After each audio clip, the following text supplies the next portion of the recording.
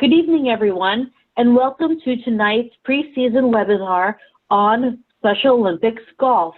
My name is Jennifer Tresp, and I am your Training and Unified Sport Director, and I'll be hosting tonight's call.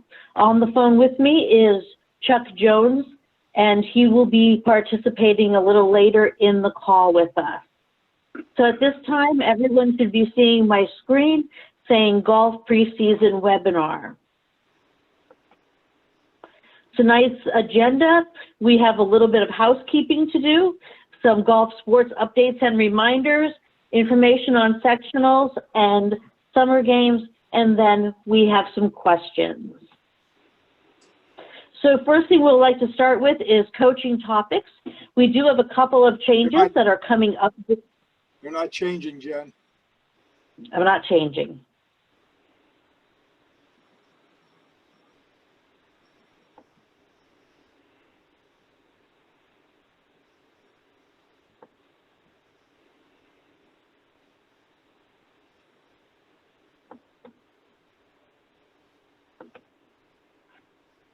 There you go. Okay. So we have some coaching topics, and some of the items we'd like to talk about are new starting at the end of this year, but you will be reminded throughout the year. As always, we have our 1-to-4 ratio, and that stands for 1 coach to 4 athlete ratio. This must be maintained at all time when you are on the way to a competition, during the competition, and traveling home from the competition. Coaches within the 1-to-4 must be a Class A volunteer. Remember, a Class A volunteer has protective behaviors, general orientation, concussion training, and a cleared background. A minimum of 1 certified coach per sport is how we have started out in the past. So when you come to a sectional or state game, for every sport, you had to have a certified coach. By the end of 2020, we will be at the following. For all teams and team skills, they will have to have 1 certified coach per team. So if you have 3 basketball teams, you'd have to have 3 certified coaches. And if you are bringing skills athletes, you have to have a certified coach for the skills. That is a new area. Okay, ensuring that we have a certified coach for our skilled athletes. So for golf, it's considered an individual sport. So for every 25 athletes you have at your training site or at a competition, you must have a minimum of 1 certified coach. Once you hit 26, now you need to have 2 certified coaches. When you go to a competition, we would like to see a head coach for your level 1 golf skills. For level 2, since that is partner play, you are not required to have a coach because you do have the unified partner working with the athlete. But for level 4, you would need another certified coach. Okay, so those are just a couple of changes in our certifications. What I'd like to do is sign out of here, and I would like to take you into the SOPA website. So if you give me a second and see if it will let me get there.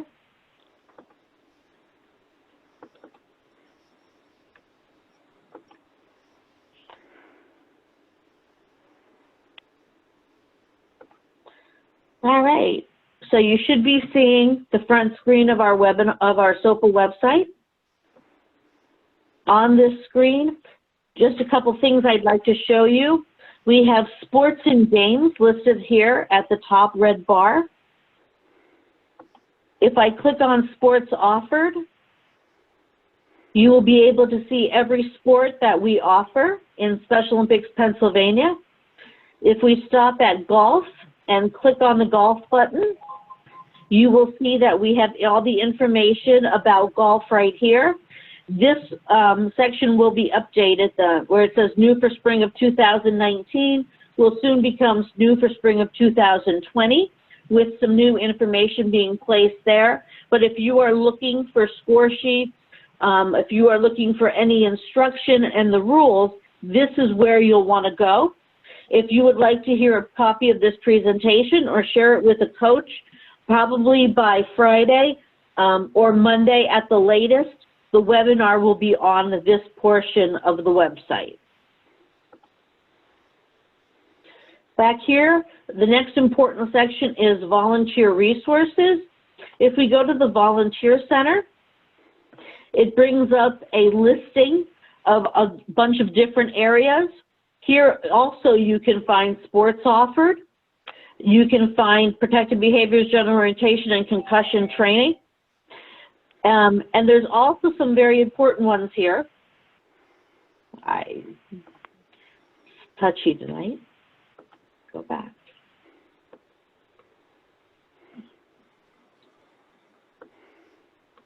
Okay, there we go. Sorry about that. So you'll see that there are links here also for the volunteer portal, the continuing education courses, coaches training and continuing ed, requests for a skills training school. So if you are in need of a training school and you want to let me know, you would click on request a skills training school. If you would like to sign up for a training school, you would go to the coaches training and continuing ed area where you'll see a list of the training schools, and you'll click on a button there that will take you to your Visas portal. If you just want to go into your Visas portal, you would press here, and when you get your Visas portal, you will see that your user ID needs to go in, and as you see, mine is jtress, that's SpecialOlympicsPA.org. That is my email address. So you would put in there your email address and then your password. I know that I don't remember my password, so if I don't remember, I can click on forgot password, and with my user ID as my email address, within moments I will have a new password in my email. I can retrieve my new password, put it in, and then I'm able to sign in. Right? When I sign in, the page will welcome me to the page. At the bottom of the page, it will also tell me how I'm doing here.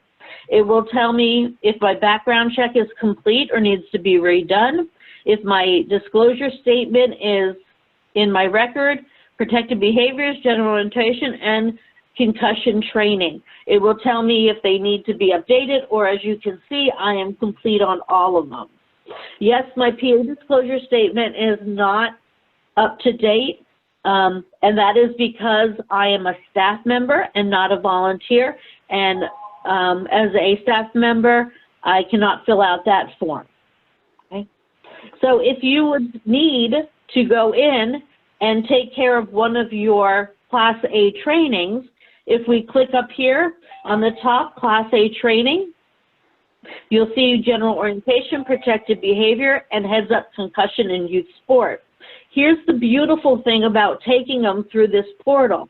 When you take your general orientation, your approval goes automatically into your Visas record. So it cuts out the middleman, which was me. I don't have to put it in your record. It automatically goes there. The same thing with protected behavior, and the same thing with concussion training. So those will go directly into your Visas record, and they're in there within moments of you completing the course. If we go to training schools, webinars, and more, if you would like to sign up for a sports skills training, which would be a training school, just click here. And as you go down, it will tell you to find a training. You have some choices here. You can put a start date in. I'm going to leave today's date in. You could put a sport in if you would like. If you're just looking for the training, I'll just hit search. And then I will be able to go down and I will be able to see that these are all of the trainings that are scheduled at this time. This is athletics through basketball. If you scroll down, it'll show you every sport that has a training and its location at this time. If I would like to sign up for one, let's say I would like to sign up for on March 8th, I'd like to go to Williamsport. I hit the sign up button. The information pops up. It tells you the training starts at 10 o'clock. It says PM. It should say AM. We'll get that fixed. I'm going to sign up for athletics. I'm going to Williamsport High School.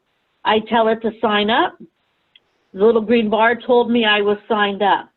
Now, if I go back into that skills assessment, you will see that when I search, that training school will no longer appear. Under the athletics, it will be gone. Okay? So since it's gone, if I would like to see if I am registered, I will go to my information and I will go to my calendar. When I open my calendar, if I go to March 8th, there is my training. At 10 o'clock p.m., I'm scheduled for a training. I'm going to hit the cancel button because now I don't want to go.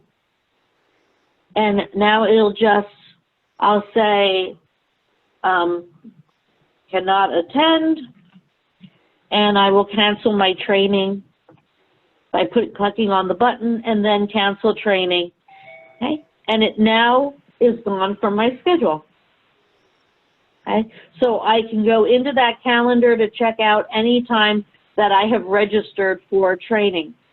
If I'd like to, say I decided I would like to do I need a training school, maybe I'd like to do figure skating. So now I'm going to click on sports skills training interests.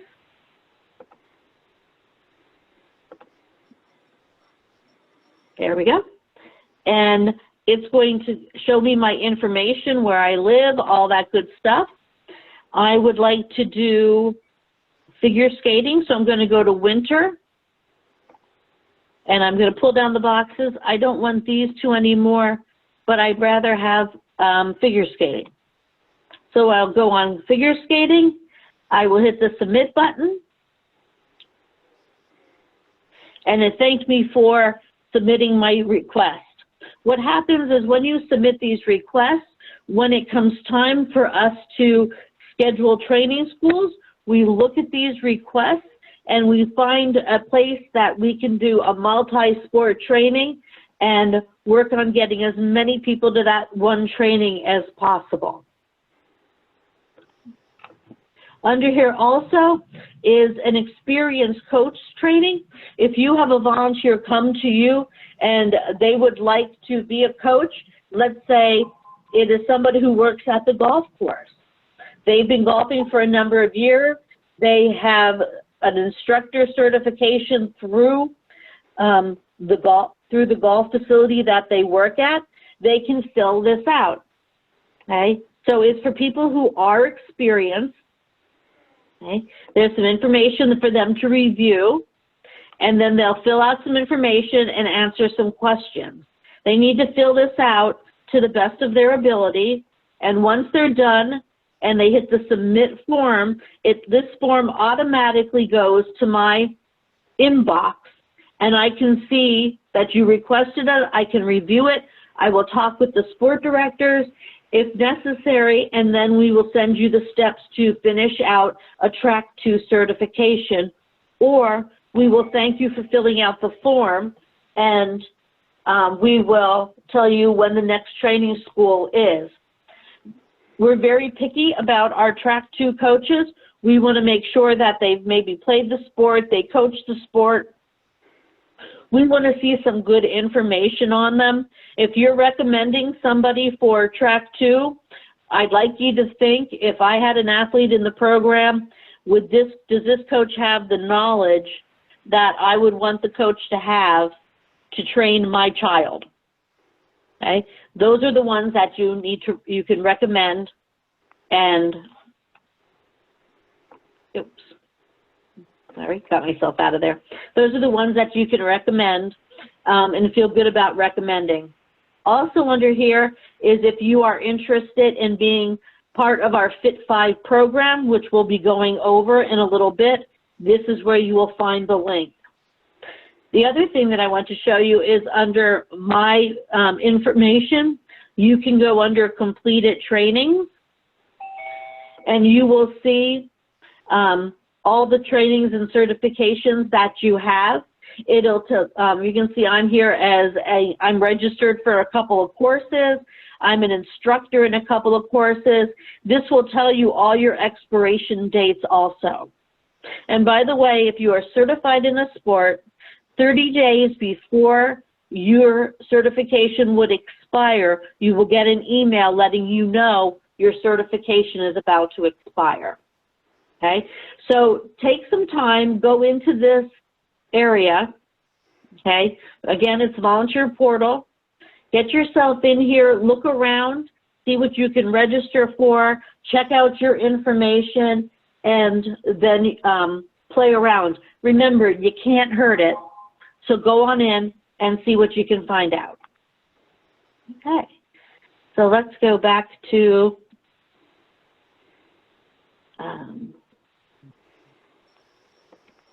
new share. We're going to go back to our webinar.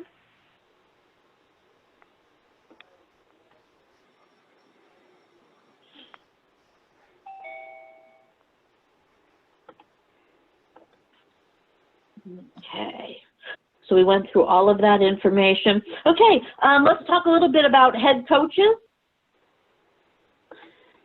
and the job responsibilities. This is a very frequently asked question that we receive about head coaches and what they need to do.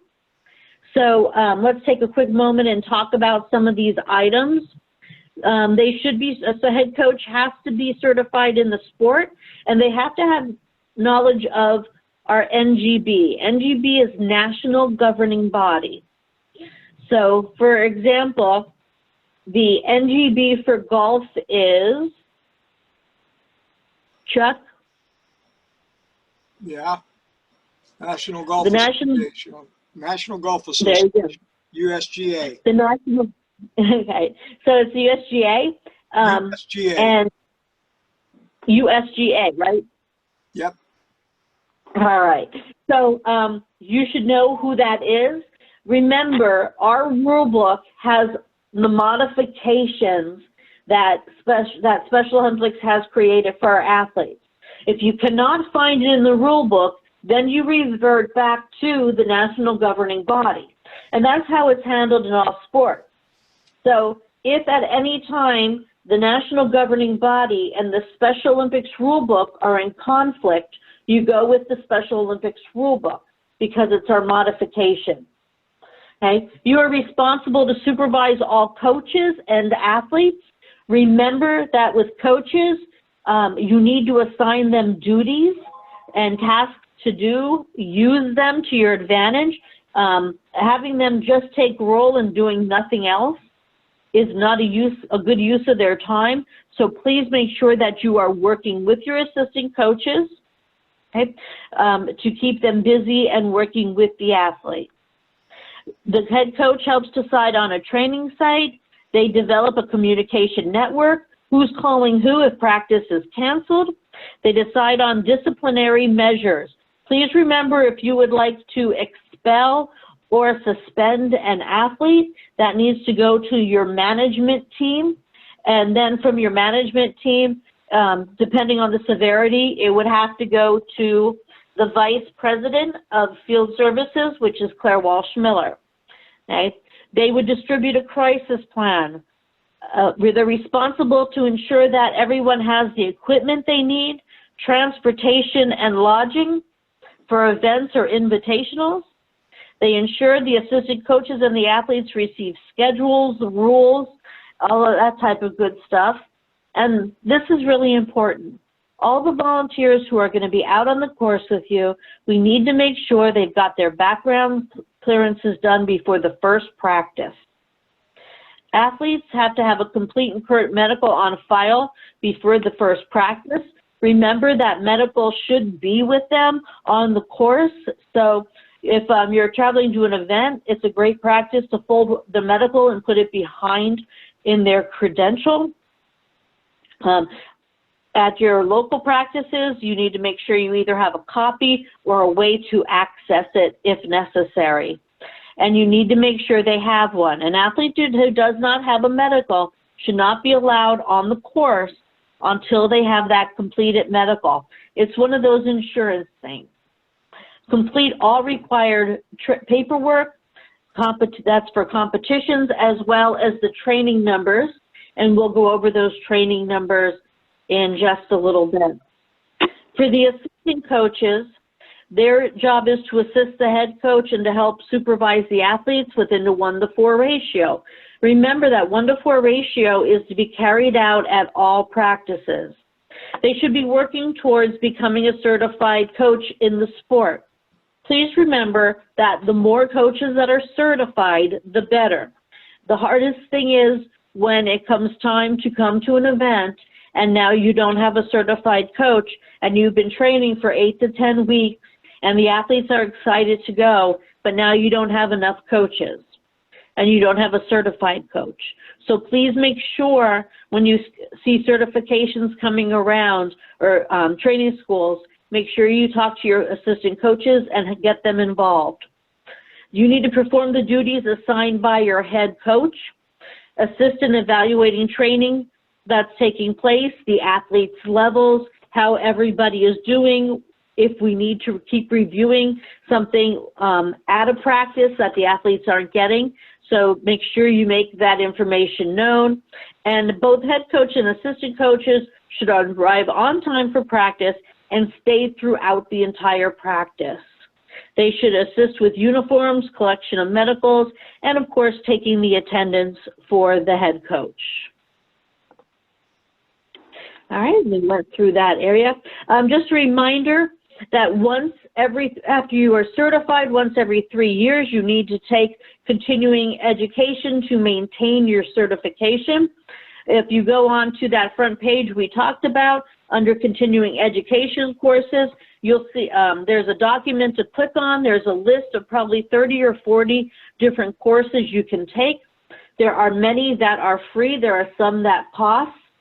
The National Federation of High School has many free courses, and they are all very good. Okay? So that's where you would find that information. We are starting back up our webinars. We have a webinar series called Lunch and Learn. They take place at noon on the Wednesday of the month, and you'll see the next upcoming one is Wednesday, March 11th, which is about training schools, the 5 W's and frequently asked questions. On Wednesday, April 8th, they'll talk about athlete transition, and that is from public schools into your local program. Wednesday, May 8th is Unified Champion Schools, the program overview and the growth strategy that we are using. If there is something that you would like to see, please let me know. Email me your ideas, and we'll see if we can get one of those coming up in the very near future. Jen, you're still at job description. I'm still at job descriptions. It didn't turn? It didn't turn.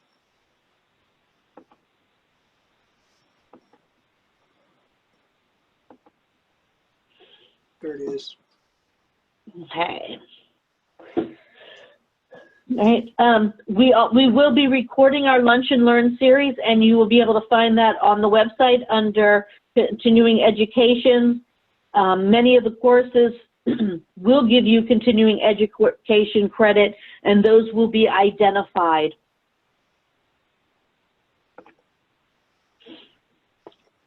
Please, It's practice. Chuck, did it change?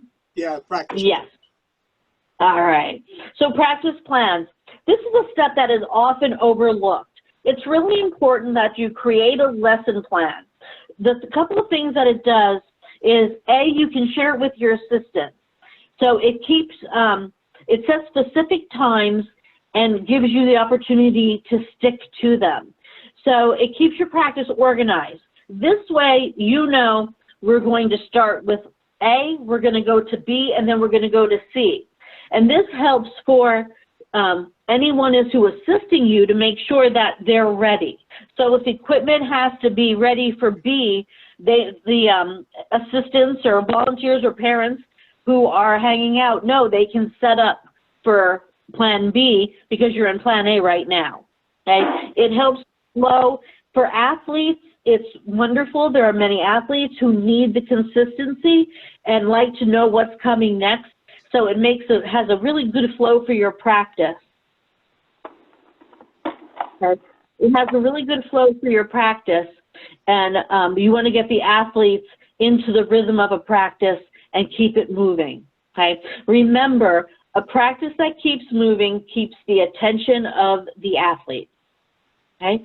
So make sure that everybody is doing something at all times. One other item that we do have is our coaches training and progression plan. Some people know it as the bronze, silver, and gold level. This slide will give you a little more information about it.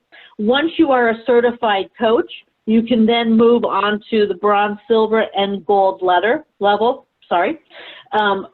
So within 1 year, you should be certified in your sport, and you should have been coaching for 1 year, and you can start on your bronze. So you would have to go into your portal and activate yourself for Fit 5. And I'll be giving you more information on Fit 5 next. We would like you to work on personal best performance goals with your athletes, and that's all part of Fit 5. And take the course Coaching Special Olympic Athletes. Once you have that done, there's a form that you complete. You send it to me. And at Summer Games, we are giving out our next bronze level class. We have 8 people at the current time who are ready for their bronze certification. We had 24 last Summer Games. We'll have 8 at this Summer Games. The silver level then goes on to goal setting, from performance goals to goal setting, training for a minimum of 10 weeks, principles of coaching course, and coaching unified sports.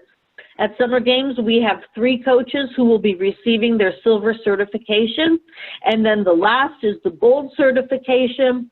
And we're going to add what's called a sports skills course, advanced sport skills course. You may know it better as tactics. And now we're training at least twice a week for a minimum of 10 weeks. And we're working on developing a year-round training and wellness plan for the athletes in your program. So by getting your bronze certification, you receive a credential that has your photo ID on it stating you're a bronze level coach, and you have a lanyard that is says you are a bronze level coach. For silver, we go from being a bronze to silver. We get the same credential, but now we have the silver indication on it.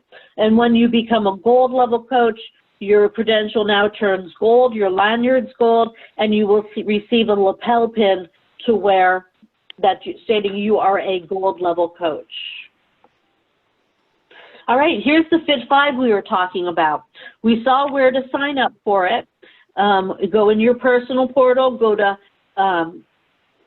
training schools, webinars, and more, and do the Fit 5 sign up. When you do that, you'll be contacted by Chelsea, and Chelsea will send you the following information. So what we need to do is implement the program. It's 5 to 10 minutes before, during, and after a practice to review the material. And there's a lot of materials and educational resources for the support of the program. You'll see that the goals of Fit 5 are exercising 5 days a week, eating 5 fruits, vegetables per day, and drinking 5 bottles of water per day. Okay. The materials you receive, so the coach gets A, which is the slender booklet here. They get the coaching index, and they get the fitness cards. The athlete gets the Fit 5 guide as well as the fitness cards. What's fun about the coach's guide is when you flip the page, over, you'll be showing the athletes what subject you're talking about, and on the back, what you're looking at is the information you're to tell the athletes. So they might be looking at 5 water bottles, and on the back, you'll be talking about drinking 5 bottles of water a day.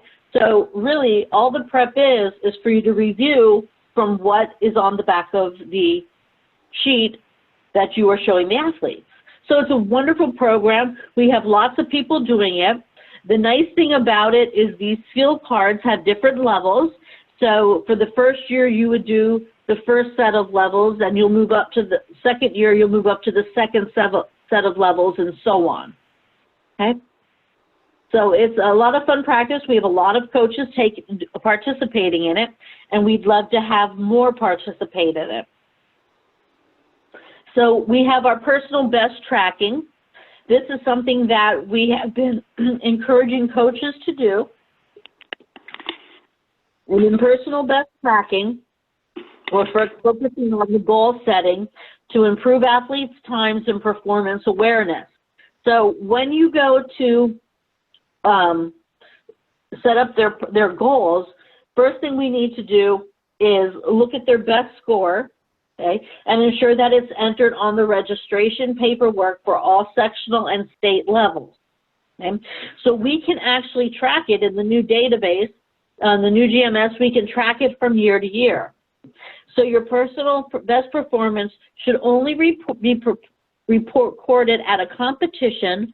A practice performance are not considered personal best. So if at practice, somehow they swim something 3 seconds faster than what you have as their personal best, it's not considered a personal best until it takes place in a competition. Okay? In some cases, your personal best may not be the same as the entry score. Okay, so for example, maybe last year your athlete swam a race and they swam it in 1:25, and this year their personal best might actually be 1:30. Okay, so we're looking for the personal best overall, and then we are working on trying to beat that personal best. Entry scores should reflect the athlete's best score from a practice or competition during the current training season. Okay. We have some information here on setting goals and why it's important. And remember, we're trying to measure the athlete's success. Make sure that the goal is something that the athlete works with you on so they have a sense of ownership to it. Make sure it's something that they can achieve, and no matter what the goal is, whether the success is big or small, make sure you celebrate them all. Okay? Sometimes you have to have a hard conversation with the athlete that they're not going to make that goal and that we need to set a different goal, and you got to listen to the athlete about how they feel about the goal and that they feel they can reach it. This card that you're seeing there is one of our coaches uses this. These are how he tracks his scores, and he has a card for every athlete on his team. And you see he has the athlete's name, where they were, the date of it, and what they ran. Okay, so when they go to their next competition, he pulls this card out, and then he can update the card with where they were and what they ran. Okay. So that's just one way of tracking your goals.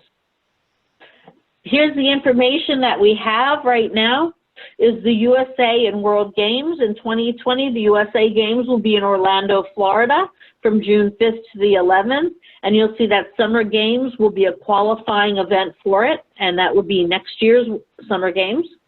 And then in 2023, the World Games will be in Berlin, Germany. And we know that it'll be the 16th through the 25th of June, and there should be some more information to come on that. Okay, finally, we are at golf. All right, so Chuck Jones, as I told you, is on the phone, and Chuck is our golf sport director. If you have questions for Chuck or are trying to get a hold of him, you can email him at golf@specialolympicspa.org. and that message will get to Chuck. So Chuck, do you want to take this and talk a little bit about the new distance finders? Yeah, it has always been that athletes were not allowed to use distance finders. And the main reason that I found was not every athlete could afford one. Well, we fought hard and we got them approved this year. The biggest thing with those is, since we are Special Olympics, you only need one in a foursome. I mean, we have to share. Myself, if I'm in a foursome, I'm gonna help all the other athletes that don't have one with mine. So we have to remember where we're at and who we're turning to. But athletes run on distances in golf. That's the main thing they do. So this is gonna be a big help to them, knowing the yardage from where their ball is to the green, to give them the right club to use. All right. You got anything else, Jen? I don't, but I want to back up real quick. One of the questions in the box was, are there personal bests in golf? And the answer is yes, there are personal bests. It would be probably, I would think, and correct me if I'm wrong, Chuck, it would be their best score. If they're a level 4 athlete, it would be their best score on the 9 holes. Yes. And if it would be level 2, it would be the best score on the 9 holes from your from their partner. Combination of the partner and the athlete. Yes. Okay. All right, qualifiers. If you have not heard, golf is now a qualifier. No allocations have been given for summer games because this is the following. All levels, that's level 1, 2, and 4, will need to qualify, so you must participate in a sectional event in order to be eligible for summer games. So allocations will be provided for each sectional based on the interest from participating athletes to attend summer games. Okay, so athletes will be advanced based on their place of finish at the sectionals. Okay, Chuck? Maximum averages, they have changed. Level 2 now is 75 or lower. Level 4 is average of 70 or lower. So when you get out there with your athletes on the course, make sure you keep score. And we have to have 6 cards turned in so that we can get you in the right division.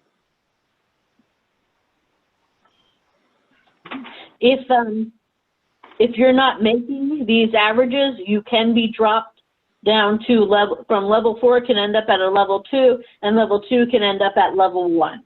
Yes. So make sure that you get your cards and the averages are correct.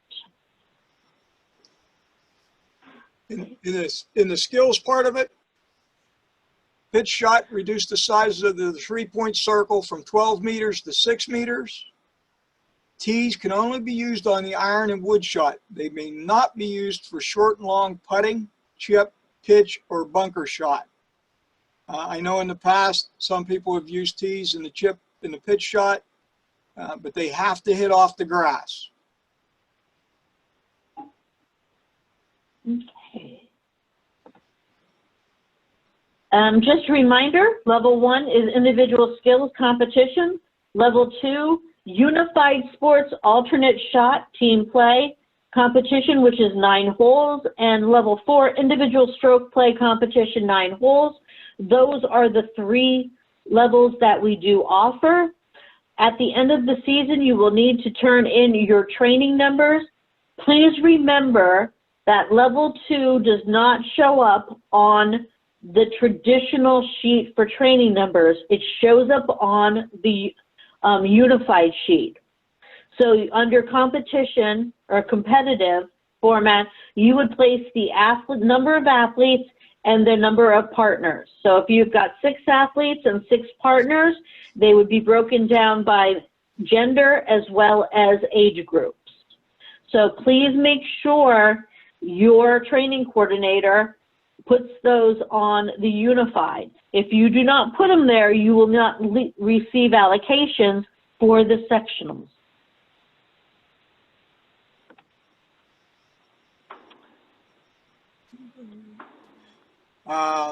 Unified sports alternate shot team play, level 2. Unified partners. They are not coaches. They would be in violation of the dual role policy. They can help select the clubs, but should not be positioning or supporting the athletes while addressing the ball. Most of these athletes are the ones that have come up from level 1 and have learned the sport and are getting better. So they should know what clubs are in their bag. You can help them select the club, but it's up to them to line themselves up and address the ball.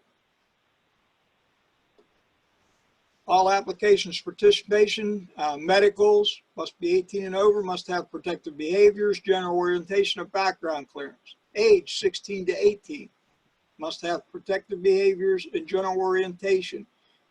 In unified sports, I have found it is a lot of fun. And that's what we're out there to have, is fun, even though we're playing a stressful game. So please just be patient and have a good time on the course. This is a big one with me, golf etiquette. Most of the courses you're playing on, they have their own set of rules for every course. But take care of the course. Replace all divots and repair ball marks on the green. Work with your athletes to do this. A little bit of honor system. The player with the lowest score on the last hole plays first. When you're on the green, longest putt plays first. And while you're waiting for that person to putt or hit off the tee, be quiet while waiting your turn. In the tee box, always stand still and to the side instead of behind the player. Do not tee your ball until the player before you is done. This is also a safety procedure. Once the club's in the air swinging, you do not want to get hit by it. Be ready when it's your turn. Only one practice swing. Do not lay the golf bags on the green. Do not drive on the green if you are in a cart. Like I said, golf is stressful. Make it fun and enjoyable to keep the interest. During your practice rounds, do stuff that's fun. Have little games, putting, chipping. Keep their interest. Don't let them get overpowered with the stress. There's a lot of things you can do before and cool down period after. Golf's a little different. You don't have to run in place. You don't have to jog. Do a little bit of stretching of the upper body, a little bit of the legs to keep the legs loose. This will help prevent soreness and cramping up.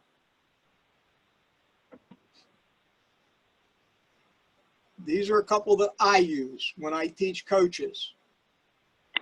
Stretch before playing, cross-body swings, follow through using a towel. Mimic the golf swing with the follow through. Wrist rotating left to right in a circle. Another good one I found out is the head wall. Have the athletes stand with the feet in driving a club position. Have the athletes lean into the wall with their head, place the towel between their head and the wall. Without the club, have them practice the arm swing of the driving club. This keeps their body where it should be when they're swinging their club. It's a good practice. They can do it at home. If they're using a towel, they can practice all kind of stuff at home with a towel and get extra practice without being on the course or the driving range.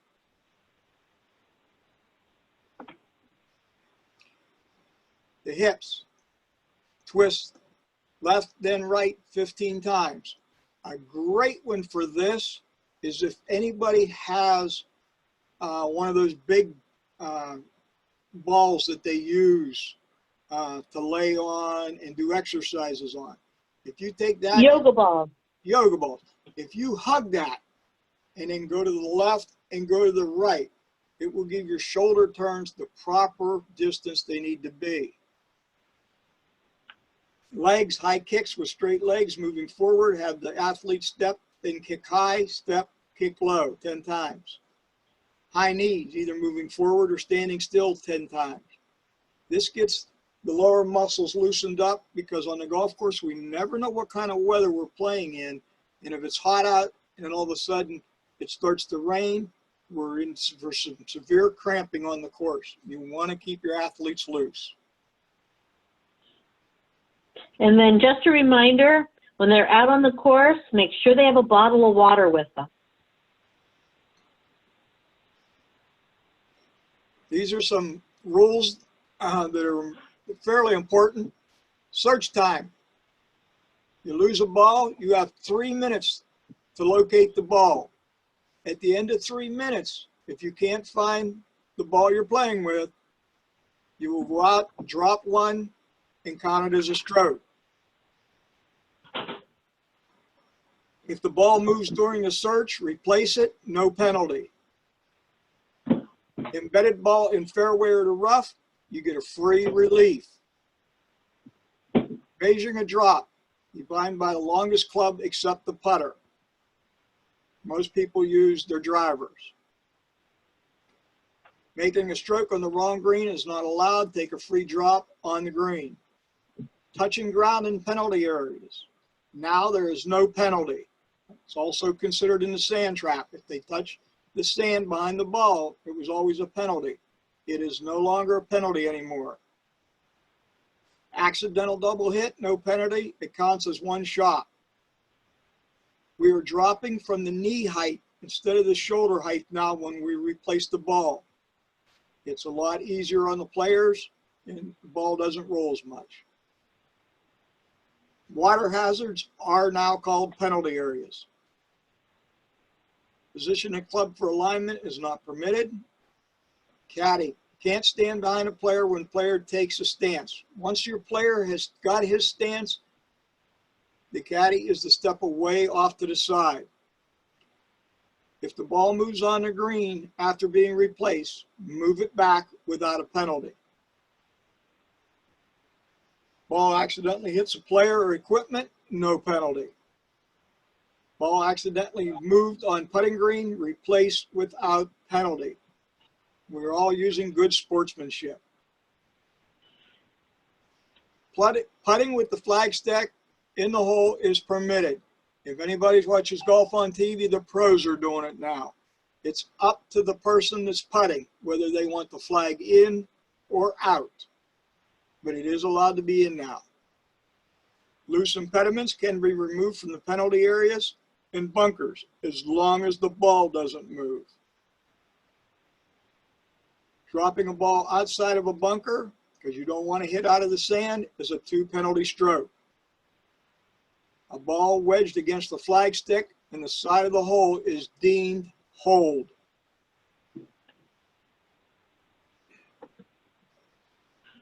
Okay, so that's what the information we have for you for golf. And what I'd like to do is I'd like to open it up. So I'm going to come into the participant area and I'm unmuting everyone. So if you have something going on in the background, please put that on mute, and everybody is now unmuted. Are there any questions? The guy in Sandra, it was on water. I don't even know when the box tournament was.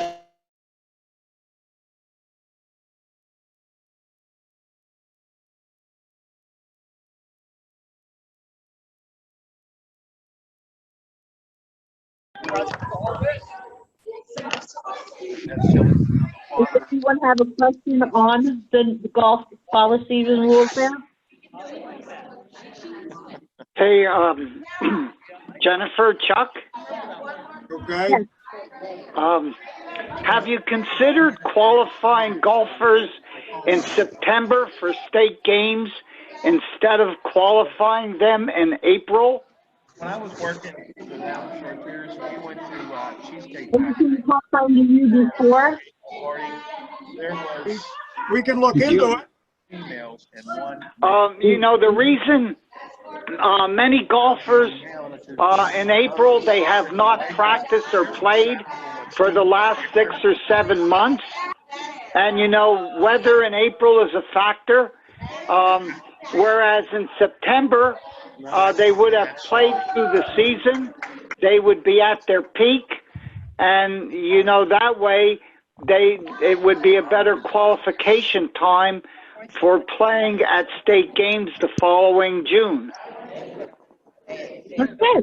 I'll tell you what, Chuck, we're going to take that recommendation back to the golf sports management team, and then we'll move it on to the competition team and the sports advisory and see what we can do.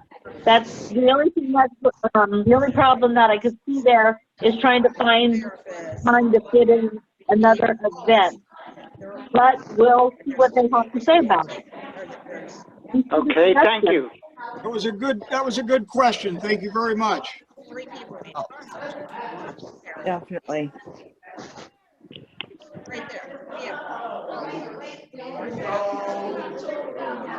Okay, may I ask another one? Sure. Absolutely. Okay, so at state games, why are the female golfers competing against the male golfers at state games?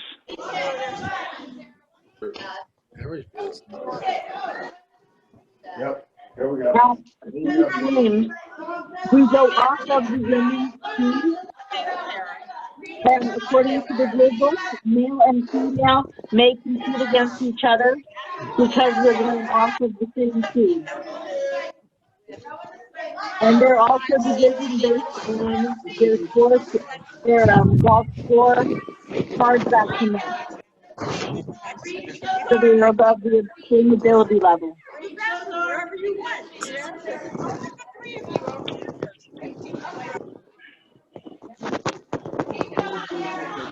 Any other questions? I've never seen it.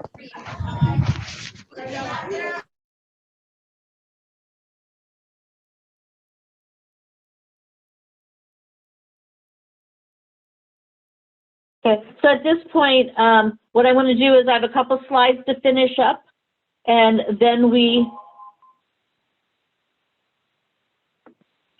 okay, we have a couple slides to go here, and then we will open up for more questions. So the spring sectional dates, they're coming up. If you are in the western part of the state, you will be at Carnegie Mellon University on April 25th. In the central part of the state, we'll be at St. Francis on April 26th. And then the Eastern Spring Sectional will be at Kutztown University on May 2nd. Again, golf is now a qualifier. You must attend the sectional in order to be eligible for summer games, which take place on June 11th to the 13th, 2020, and we will be on the same golf course that we have been on in the past.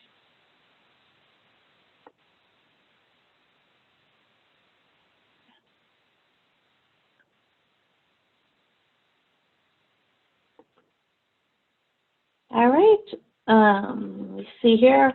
Some other updates we have, if you have not heard and you are not part of, you may want to consider, again, this is 100% optional, but you may want to consider joining our Facebook group. It is a closed Facebook group. It is strictly for Special Olympics coaches. And what it is an area to ask questions, to share information, to get coaching tips from other coaches. We encourage the sharing of best practices during it. We do have it monitored, so things that are inappropriate will be removed. You can do the questions to the staff. You can do the questions to other coaches. If you would like to join, you'll request to join the SOPA coaches, and when you do, you will have 3 questions. Once those 3 questions are answered, then you will be admitted into the group. So if you've not joined, please feel free to do and join our group. At this time, we know of no one hosting an invitational this spring that has golf included in it. If you are hosting one and would like some more coaches to come to your event, or you just want to tell us about it, email Mike Ermer at mermer@specialolympicspa.org, and he will make sure that it is advertised for you. All right, in the question box. I was just going to ask you, Jen, did you see some of those questions?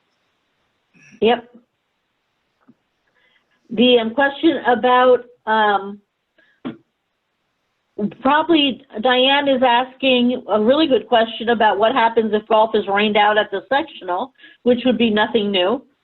I would imagine, you know what, I'm going to tell you I don't know. They handle everything else by a random draw. So I would imagine they would do a random draw by the athletes who registered for the sectional and checked that they were interested in moving on to summer games. But we will try to get that answer for you, and we will put it on the golf page, and we will send it out.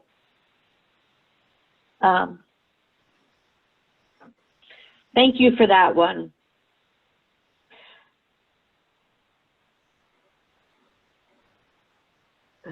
Sue-Ann is asking if the allocations for summer games are based upon the number of athletes participating in each of the individual sectionals. Let me click back up here real quick. I'll fly back to that page and just double check what Michelle had added to it for us.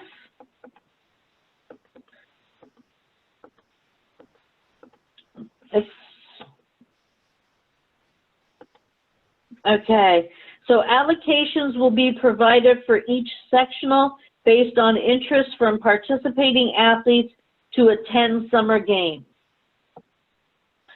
So I believe it will be based, probably weighted by the number of golfers from each part of the state.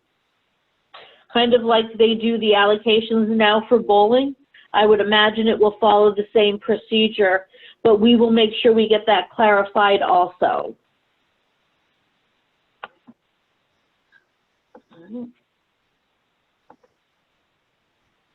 Someone asked about the audio. So if you did not call in, you will not get the audio. You will only get the visual. But the audio will be available either by Friday or Monday on the Sports Offered page.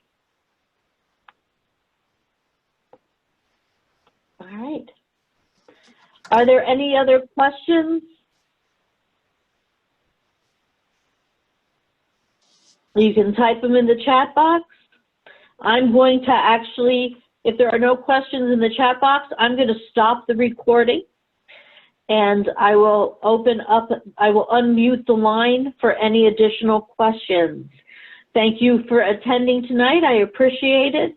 We're glad that you're able to join us and get this new information as well as updated information to make you a better coach. Because remember, the better the coach, the better the athlete.